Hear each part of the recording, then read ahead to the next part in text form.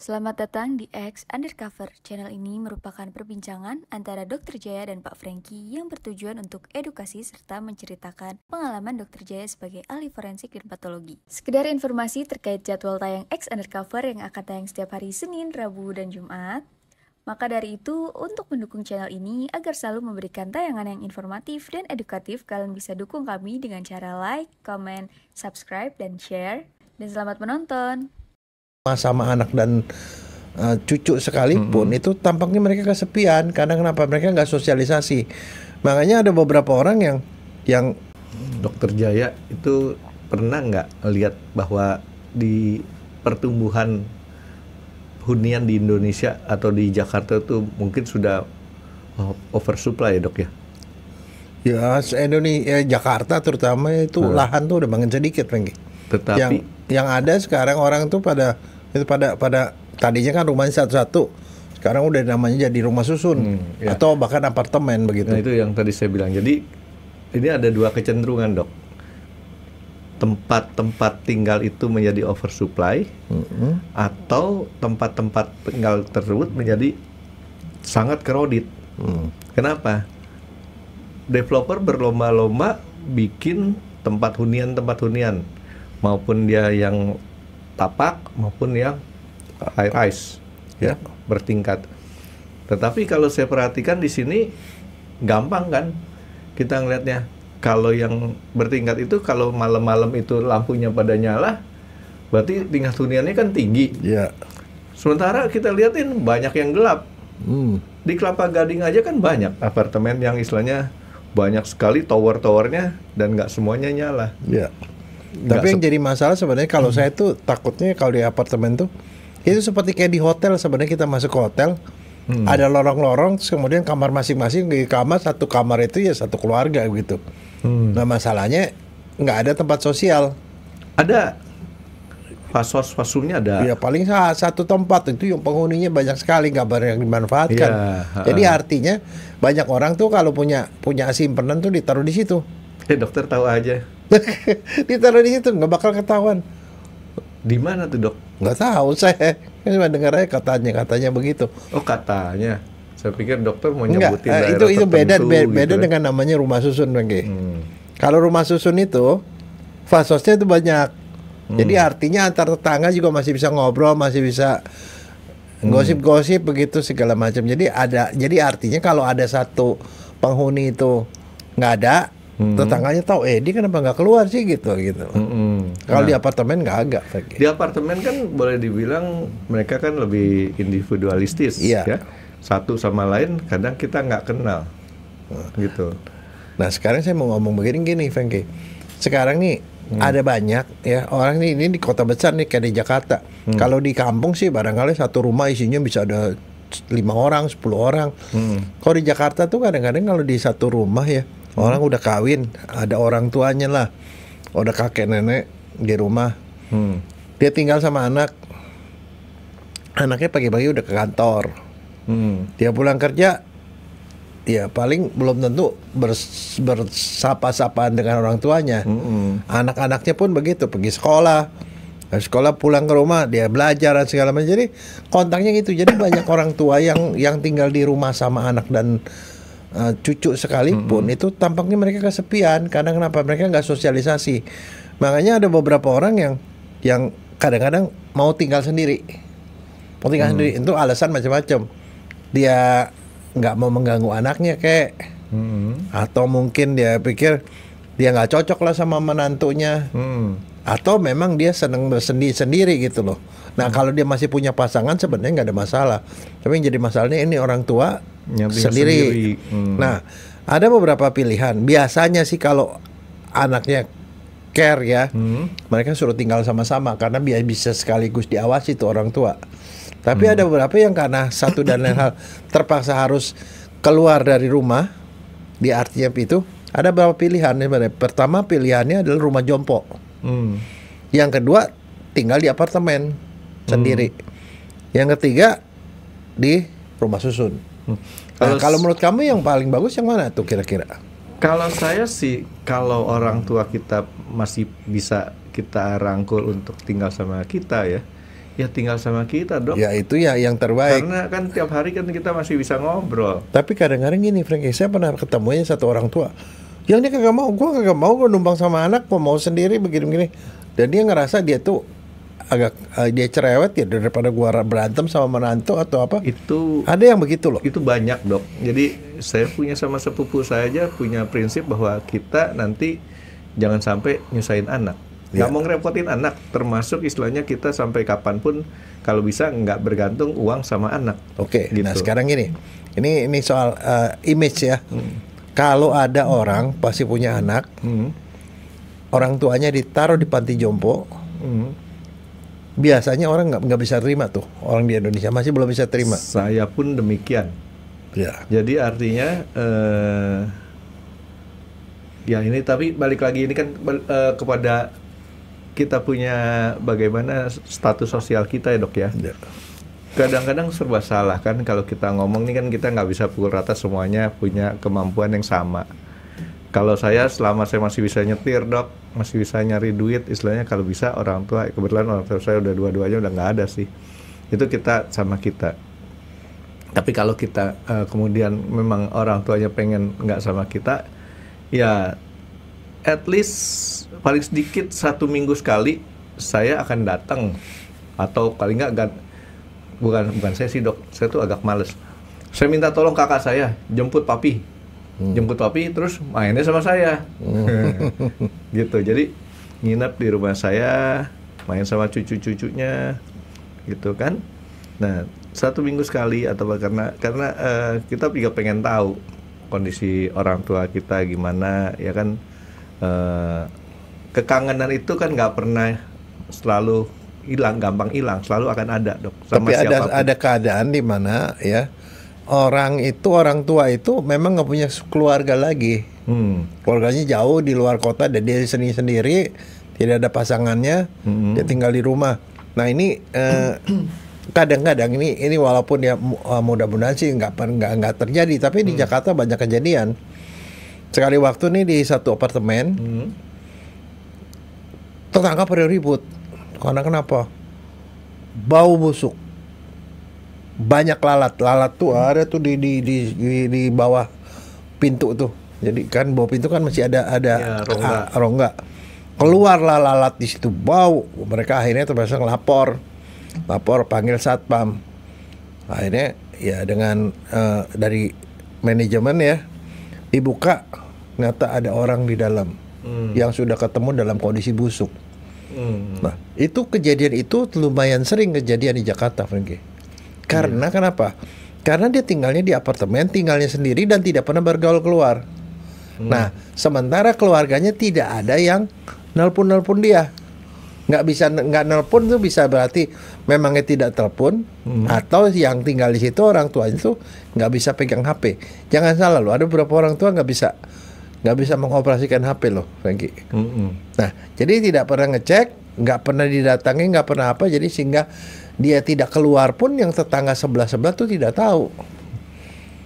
Nah, di Jakarta kan tempo hari bahkan bukan seorang diri, satu keluarga. Ya, tapi kalau beberapa orang maksudnya meninggal dalam satu rumah tanpa ketahuan, gitu kan? Ya bisa. Tapi yang sendiri-sendiri itu lebih banyak. Nah, sekarang biasanya mereka ketahuan setelah 3 hari atau 5 hari. Nah, sekarang in case nih kita begini nih, kita berandai-andai aja. Apabila misalnya kita tinggal di satu apartemen, kejadian seperti itu, apa yang mesti dilakukan? Pertama, kalau ngebongkar, kita nggak bisa bongkar kamar orang loh. Ya. Hanya kita harus ngomongin keamanan kan? Keamanan atau polisi yang rasanya mempunyai wewenang. Ya, misalnya yang bagian manajemennya situlah dibuka. Tapi kalau udah ketemu kemudian lihat orang, biasanya ada kadang-kadang di depan WC atau di dalam kamar WC. Mandi. Kadang-kadang dia ada di lantai, dan mungkin ada lukanya bekas jatuh ke meja. Apa yang mesti dilakukan, Frankie? Panggil polisi, Dok. Kalau terjadi seperti itu. Panggil polisi, memang. Nah, kemudian panggil polisi. Sama polisi mau dikemanain itu? Polisi, ini saya. Ya enggak kita ngomong-ngomong aja gitu. Enggak, saya kebetulan habis nonton film Netflix, Dok. Di Netflix itu filmnya bagus-bagus, terutama film-film Israel Yahudinya sama film-film yang dari Turki. Itu kalau ngebahas masalah forensik segala macam detail dia loh. Iya. Ya jadi Karena mereka lakukan penelitian dulu, nggak sembarangan. ya, jadi saya sih bukan saya yang anti film Indonesia, saya nggak suka film Indonesia karena film Indonesia itu nggak ada teksnya, Dok. Nggak ada teksnya. Jadi kalau kita nonton kan kebanyakan nonton teksnya tuh, gitu kan. Nah, Indonesia nggak ada teksnya. Ya deg-degannya kurang lah. Nah, jadi panggil polisi. Nah, polisi ini kemungkinan nanti kan akan melihat TKP-nya dulu nih. Ya. TKP dilihat apakah di situ kemungkinan ada kasus meninggal wajar atau meninggal ada alasannya gitu kan ya. Polisi nggak tahu, Franky. Nah, Kecuali polisi Jepang. Nah, udah. Polisi Jepang tuh tahu ini wajar tidak wajar. Jadi kalau dia tidak wajar langsung kirim ke dokter forensik. Kalau polisi Indonesia nggak ada begituan, udah langsung dikirim aja ke rumah sakit. Biasanya difoto-foto dulu kan, Dok. Ya. Difoto-foto dulu sama polisinya, baru nanti dikirim ke satu rumah sakit. Nah, di situ kan pasti polisi kan minta tolong sama sekarang, dokter forensik. Nah, ya belum tentu ada dokter forensik. Kalau di situ ada rumah dokter sakit yang bisa melakukan otopsi forensik gitu kan. Emang perlu diotopsi? Kalau dia dilihatnya ada kemungkinan tidak wajar kan bisa, Dok. Nah, sekarang masalahnya itu tidak wajar apa wajar? Itu polisi kan punya insting. Enggak. Masa? Bukan, saya cuma ngomong kalau namanya wajar orang mati sakit. Artinya di rumah sakit dia datang serangan jantung tuh mati wajar. Udah tua mati itu wajar. Tapi ini dia matinya di dalam rumah, kondisi udah busuk. Kita nggak tahu dia keracunan, apa karena segala macam, itu kondisinya tidak wajar, Franky. Jadi udah termasuk kategori tidak wajar. Tidak wajar pasti. Kalau tidak wajar urusan polisi. Nah, kalau urusan polisi ada namanya instruksi Kapolri tahun 75 yang mengatakan semua orang yang mati tidak wajar harus diotopsi. Jadi artinya kasus itu udah pasti dibawa dan harus otopsi. Itu instruksi Kapolri belum pernah dicabut sampai sekarang. Dari tahun 75 sampai sekarang buset deh, Dok, udah berapa tuh, Dok? Iya, 75 25 ini 50 tahun. Belum pernah dicabut. Makanya pada kasus itu gitu. Jadi artinya kalau misalnya ada keluarganya kan pasti dicari dong. Ada keluarganya dihubungin. Keluarganya tidak setuju otopsi, ya silakan rundingan aja sama polisi. Tapi kalau mengikuti aturan mestinya diotopsi. Nah, dia tunggulah proses. Sekarang bisa aja kan keluarga tidak suka, tidak setuju. Saya nggak mau diotopsi, udah kondisi begitu mau diapain? Nah, boleh nggak setuju? Dalam kasus tidak wajar kan nggak perlu minta izin sama keluarga. Nah, kamu udah pintar tuh. Kemarin nyontek sama dokter Jaya tuh kebetulan saya gitu. Nggak boleh keberatan, tetapi ya di Indonesia sih apa aja yang nggak boleh, Franky. Ya bukan di Indonesia, di Konoha lah. Apa aja boleh asal nggak ketahuan, Franky. Nah, sama juga seperti itu. Kadang-kadang ya namanya ada kebijaksanaan.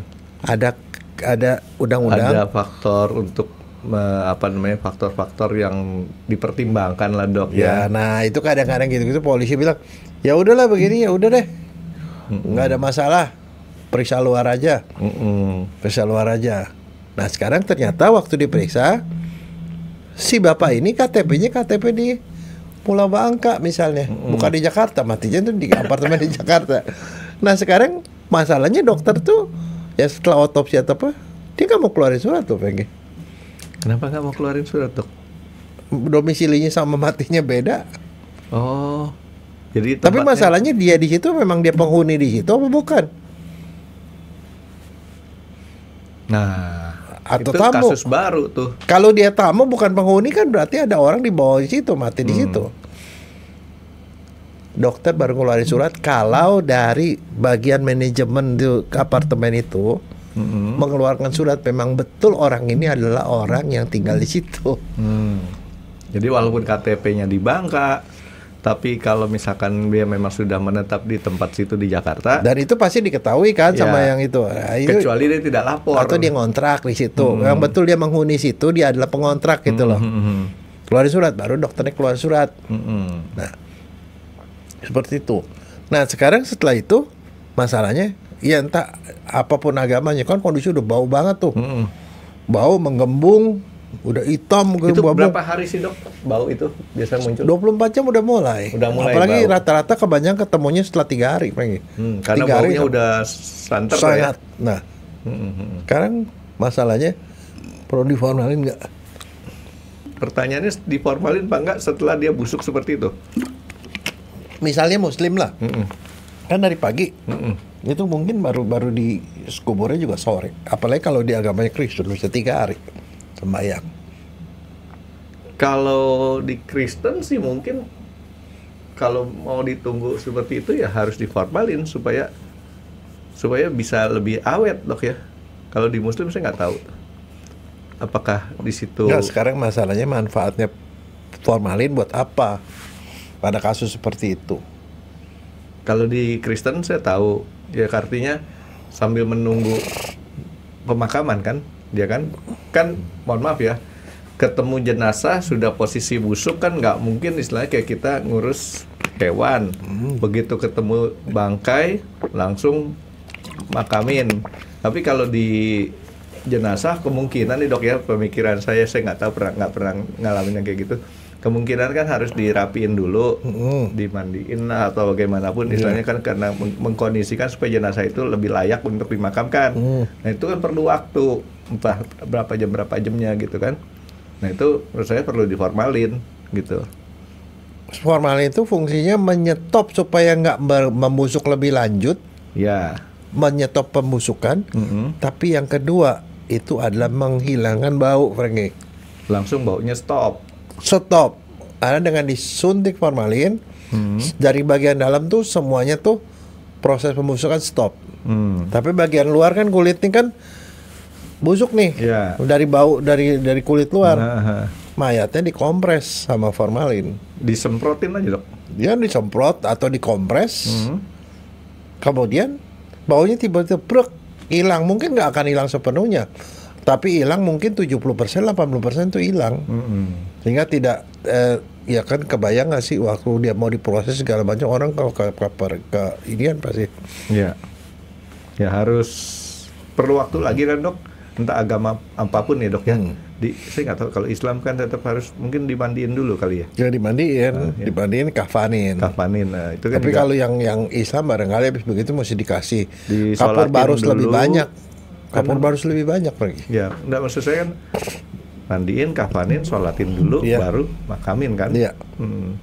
Itu masih mungkin kalau yang Muslim itu nggak ada masalah. Tapi kalau mau ngilangin bau ya pakai. Kalau mau lebih nyaman ya dok ya, proses pemakamannya itu diformalinin ya, supaya pada waktu nyolatin segala macam juga kan yang nyolatinnya nggak aneh gitu ya. Nah sekarang gini, anggap aja nih ada orang tuh kagak ngerti prosedurnya. Ada begituan mayat tuh dibawa ke rumah sakit atau ke puskesmas. Terus dokter ngeliat kondisi begitu. Dokter nanya-nanya gitu. Wah, pokoknya dia tinggal sendiri lah begini kondisi begitu. Nggak lapor polisi, nggak lapor apa, dibawa ke situ. Ya udah meninggal gitu. TKP-nya rusak. Ya whatever, tapi kenyataannya dia udah dibawa ke situ. Nah terus dokternya bikin surat nggak? Surat kematian pada kasus itu? Nggak tahu tuh dok. Nah? Nggak tahu. Ya enggak lah. Karena itu kasus kan tidak wajar. Matinya nggak ada yang tahu. Dia bisa diracun, bisa dibunuh, bisa. Jadi pada waktu bikin bisa surat kematian itu dia harus menerangkan penyebab kematiannya. Ya. Oke. Dan lagian dokter kagak tahu. Kan itu kan makanya saya bilang kondisi seperti itu, walaupun kita menduga ya kayaknya sih dia meninggal karena serangan jantung di rumah, karena tua atau apa, tetapi kan dokter tidak tahu. Kan kita nggak bisa nebak apa yang terjadi. Kalau kemudian ternyata sama keluarga, kalau si dokter tiba-tiba belakang hari itu ternyata dia dibunuh misalnya, ada cerita, kan ceritanya jadi kacau. Makanya pada kondisi itu si dokternya itu wajib melapor.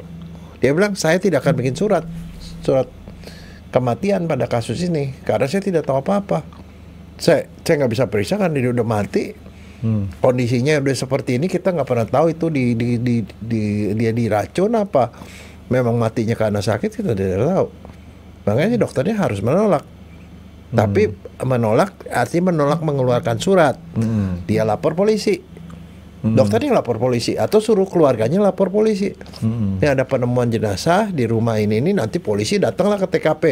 Ya walaupun kalau bilang TKP-nya mungkin dirusak gara-gara dibawa mayatnya ke situ kan. Udah. Oke. Tapi polisi akan melakukan penyelidikan. Nah, begitu kalau polisinya mengikuti instruksi Kapolri, dia akan jemput mayatnya, dibawa ke rumah sakit yang ada dokter forensiknya atau bisa melakukan otopsi. Aja rumah sakit biasa yang otopsi dokter umum bisa juga dokter forensik. Nanti yang keluarin surat adalah dokter yang melakukan pemeriksaan, baik periksa dalam maupun periksa luar. Ya tergantung polisinya mintanya apa. Jadi intinya kalau ketemu seperti ini dok ya, kita jangan kepo deh dok ya. Ya. Ya udah gitu-gitu udah lapor polisi lah. Sebenarnya yang mesti lapor tuh ya kalau menurut saya sih kan dibukanya tuh dengan satpam. Ya satpamnya lapor polisi. Pak ada penemuan jenazah Pak di dalam itu. Ya dengan untuk melakukan pengamanan. Ya, maksudnya jangan tiba-tiba dibawa ke rumah sakit. Tapi kalau udah dibawa pun ya lapor polisi ya tetap polisi akan melakukan pemeriksaan di situ. Tapi kan kebayang kalau kondisi seperti itu tangannya pasti stres itu orangnya. Kalau saya punya pemikiran ini harus lebih hati-hati kalau ketemu seperti itu, karena kalau misalnya kondisi itu kan pasti kan kayak tadi dokter bilang adalah meninggal tidak wajar, kan bisa saja yang melakukan pemindahan itu kan bisa saja dalam tanda kutip termasuk yang dicurigain. Iya betul. Jadi daripada kita termasuk yang dicurigain ya sudah. Masuknya juga jangan sendiri, ya rame-rame supaya ada satu saksi saling menguatkan dengan apanya. Terus kemudian segera lapor yang berwajib supaya istilahnya prosesnya jadi benar, ya gitu. Ya kan jadi kalau kita kepo, kayak tadi TKP rusak karena istilahnya posisi tempat jenazah di mana belum dilakukan satu analisa atau digambar atau apa, udah rusak. Nah ini sebenarnya yang krusial begini Frankie. Kalau orang Muslim itu kan harus seperti kubur. Nah, ketemu gitu dia mau cepat-cepat kubur. Tapi kalau menurut saya jangan di-bypass seperti itu pada kasus seperti ini karena kategorinya tuh beda. Kategorinya adalah mati tidak wajar. Jadi yang namanya waktu itu tuh di situ nggak ada urgensinya lagi. Yang lebih urgent adalah dikasih tahu polisi akan melakukan proses. Ya, jadi apa yang terjadi kalau misal tiba-tiba udah dikubur dulu segala macam, itu segala bukti-bukti bisa hilang. Ya itu yang tadi. Iya kan? Kalau misalnya kebayang nggak udah dikubur gitu, baru ribut-ribut belakang hari, setelah 1 bulan baru diangkut ya barang-barang atau luka-luka yang tadinya ada bisa jadi udah nggak ada lagi, rusak udah. Ya karena kan ya udah kalau nggak tahu ya ini cuma pemikiran saya aja ya. Kalau harus cepat dikubur kan maksudnya supaya jangan sampai terjadi bau ya dok ya. Itu kan dalam tanda petik NB itu kasus tidak apa-apa. Tapi kalau ini tidak udah wajar, kalau ini udah bau kan nggak bisa jadi tambah lebih bau lagi kan? Enggak, tapi yang jaringan tadinya masih cuman bengkak doang, jadi kebiruan. Kalau udah dikubur kan bisa jadi hilang, ototnya hilang, dimakan cacing dan segala macam. Ya kan akhirnya kan rusak semua, nggak bisa ketemu apa-apa. Nah jadi ya itu makanya jadi hubungi segera satpam ya dok ya. Termasuk di rumah biasa juga begitu kan dok? Oh iya sama. Mau di rumah biasa ataupun rumah susun ataupun di mana. Ya tapi maksud saya gini, jangan sampai orang awam bukan petugas keamanan mendobrak rumah orang. Itu nggak boleh, Frankie. Melanggar hukum tuh. Melanggar hukum yang bisa gitu cuman ya itu kecuali ya satpam ya dengan ditemani satpam atau yang punya manajemen itu, tapi juga tetap harus dengan petugas keamanan. Ya makanya sebenarnya lebih baik kalau ada orang-orang yang tinggal sendiri dok, selalu berkawan dok ya. Oke, sekarang kita ngomong itu.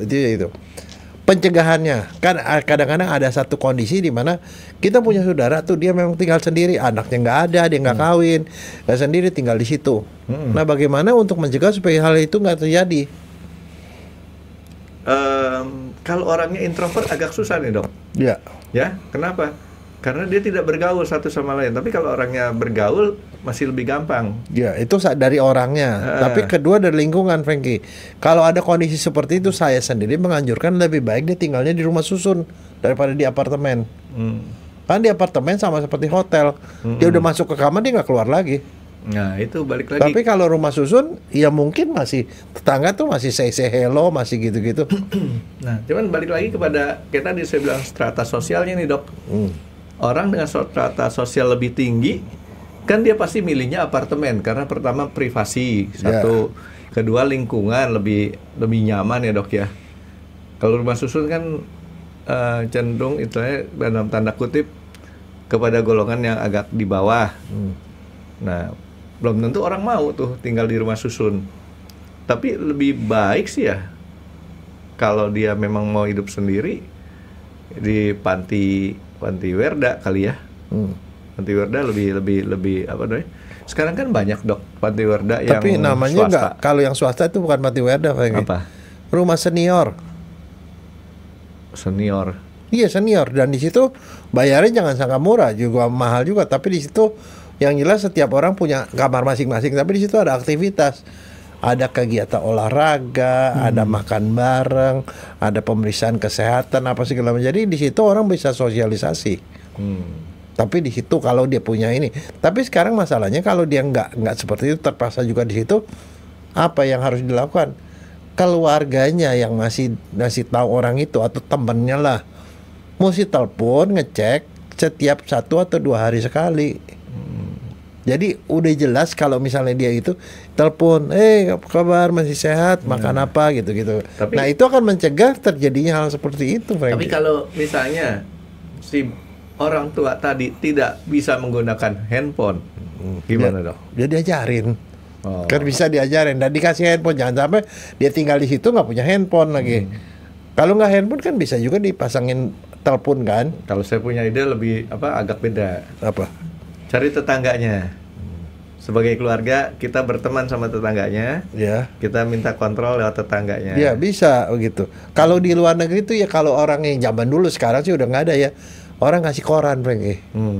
Koran pok gitu. Jadi kalau di orang masih ada kan korannya tiba-tiba ditaruh di luar hilang kayak gitu. Oh, ini koran kok numpuk begitu. Kita tahu numpuk 3 hari berarti 3 hari nggak keluar dia. Kan begitu. Jadi harus ada tanda-tandanya gitu loh.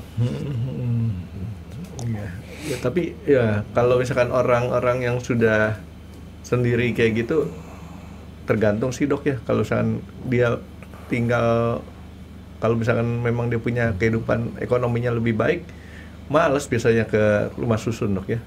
Pengennya di apartemen gitu ya. Ya di apartemen nggak ada masalah sebenarnya apartemen, tapi dia harus sosialisasi. Dia harus punya teman yang selalu ngecek dia. Teman atau tetangga ya, betul seperti itu, tetangga ya bilang ini tuh tolong awasin nih bapak gue gitu misalnya. Ya kan, suruh ngecek, suruh ngajakin ngobrol lah.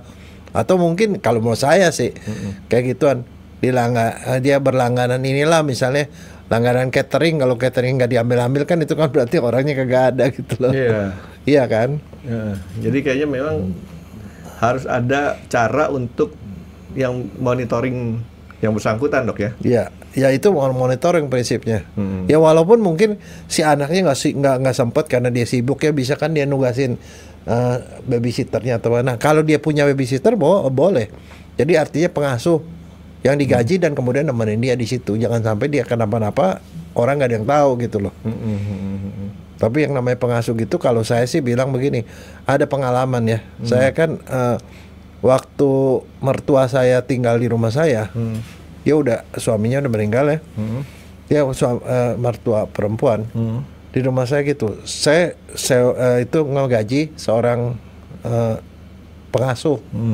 Yang udah, ya kita sih so far kalau kita lihat sih tidak ada apa-apa. Tapi kemudian saya dikasih tahu sama tetangga.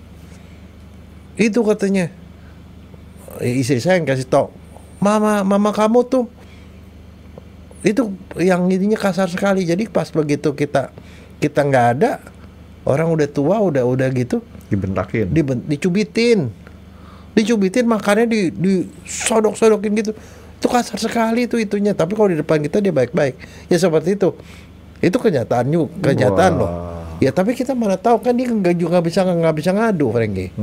Jadi maksudnya ya itu bisa kejadian. Makanya itu kalau orang sekarang sudah tua sama anak kecil, Dok, ya, hampir mirip, Dok. iya. Dia serba salah.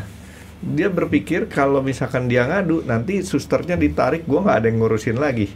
Gitu kan, Dok, ya. Itu yang dalam istilah kedokterannya forensik klinik itu namanya elderly abuse. Elderly abuse itu bisa terjadi karena dari keluarga pelakunya, bisa juga babysitter dan segala macam. Makanya monitoring itu penting. Jadi kalau saya sendiri sih misalnya kalau punya orang tua yang kita kasih pengasuh, ya pengasuhnya sendiri harus diawasi juga ya sama orang lain. Ini kejadian benar kan, Dok? Waduh, kejadian benar. Habis gitu habis kita maki-maki tuh itunya. Karena dia pikir nggak bakal dia ngadu, tetapi tetangga kan ngelihat dia makan di luar. Cuma gitu. dimaki-maki, Dok. Hah? Cuma dimaki-maki. Ya dipecat akhirnya. Tapi maksudnya ya kayak gitu, kita kan gak tahu. Begitu dilihatin memang betul ada bekas memar-memar yang dicubitin begitu. Kita mana tahu. Ya itu loh, makanya punya babysitter atau apa namanya perawat ya, Dok, pendamping orang tua nggak bisa jadi patokan tuh kadang-kadang. Iya nggak, tapi kalau sekarang sih mungkin orang bisa pasang CCTV atau apapun. Tapi kalau menurut saya pasang CCTV juga percuma kalau kita nggak pernah ngelihat, nggak ngecek. Pasang CCTV itu dilihatnya pada saat ada perkara doang, Dok. Iya. Kalau nggak ada dilihat, ya kan? Jadi semua keadaan normal. Begitu udah itu ya percuma, udah lewat. Ya makanya kalau mau saya ya posisinya monitoring apa sering ditelepon atau apa. Mungkin yang paling gampang itu adalah orang yang ada tetangga sebelah segala macam itu ya suruh ikut-ikut ngawasin gitu loh. Iya, mendingan kayak gitu, Dok. Dan ya apa namanya kadang-kadang juga lingkungan-lingkungan itu tempat-tempat ya sebagai orang tua kan kita dia punya keinginan jalan-jalan juga, Dok. Kadang-kadang kalau yang masih sehat, Dok, ya. Masih sehat badannya situ. Itu kita sebagai anak juga punya kekhawatiran pada saat di jalan terjadi apa gitu kan. Makanya ya harus ya paling ideal hidup sama anaknya lah ya. Iya, hidup sama keluarga. Jadi kalau zaman ya kalau misalnya orang Indonesia ya, apalagi kalau di daerah kayak rumah gadang itu satu rumah itu isinya banyak orang, nggak ada. Iya. Ada anak, ada cucu, ada Kan segala keponakan. dokter tahu pepatah orang Indonesia, Dok. Mangan orang mangan asal ngumpul. Tapi di daerah kalau di Jakarta kagak bisa, Frank. Orang kalau begini Jakarta balik-balik ya dia kayak seperti itu. Di Jakarta ya memang itu. Jakarta dan kota-kota besar lain juga pasti akan ngikuti seperti itu kondisinya. Mungkin sesuatu yang nggak mungkin terjadi zaman dulu kalau sekarang terjadi. Karena kenapa ya di rumah susun itu begitu tahu ada banyak orang yang tinggal sendiri, tidak keluar juga, tidak bergaul, dan itu yang menyebabkan ada masalah ya, seperti tadi. Oke, jadi pencegahannya kayak tadi, Dok, ya, monitoring dengan benar ya, dengan intens ya gitu ya kira-kira, Dok, ya. Sementara kalau sudah terjadi seperti itu ya tetangga atau siapapun itu segera kontak keamanan dan ke keluarga, Dok, ya, sama polisi ya. Sering juga ngeri juga, Dok, ya, kalau terjadi hal yang seperti itu. Orang udah tua meninggal nggak keurus karena sering tuh, Dok, ya. Sering, dan sekarang kan ada banyak kecenderungan jadi ada namanya orang tinggal sendiri, Frankie, karena dia tidak kawin atau pasangannya sudah meninggal atau dia pokoknya dia tinggal sendiri terpisah dari keluarganya. Ada juga yang orang merantau barangkali memang benar-benar tinggal sendiri, nggak ada saudaranya. Ya orang yang terbiasa sendiri, Dok.